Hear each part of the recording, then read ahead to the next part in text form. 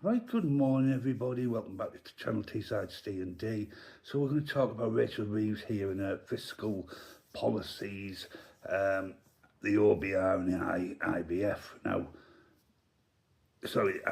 The IMF have basically turned around to Rachel Reeves and said you're not giving yourself enough headroom with £9 billion because if there's a crisis, and let's face it, in politics there's always a crisis, you need a much more substantial amount of headroom, otherwise taxes have to be raised or public sector has to be cut, public services have to be cut.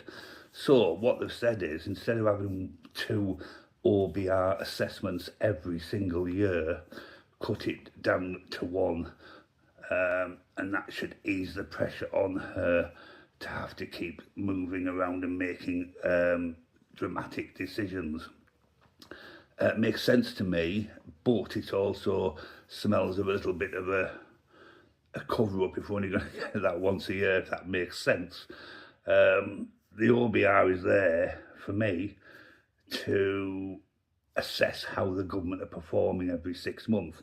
If you're leaving that to an annual state, then a lot can happen in a year, a lot can happen in a week. We know that crises can happen every single week, and all of a sudden that 9 billion headroom needed to be 40 or 50 billion. So how she's going to get round this, looking ahead to October, I can't honestly see anything other than more tax rises. I don't think she'd dare make any more public service cuts or cuts to any department, because I think you would have mass resignations on your hands by the Labour Party. So we're in a very difficult situation.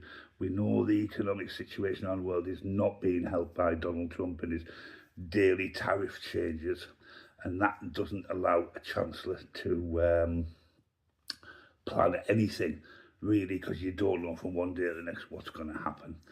The trade deals look like they've not been that good up to now. We seem to be selling ourselves out somewhat. Anything just to announce that we've got a trade deal. So Rachel is in a difficult position. The IMF have basically said your headroom is nowhere near big enough and cut your OBR assessments out to 1 a year. I don't like the sound of that. That smells of lack of scrutiny, and I think that will be pulled up by the other parties. Anyway, let me know what you think. The article follows me now. Have a good day, everybody.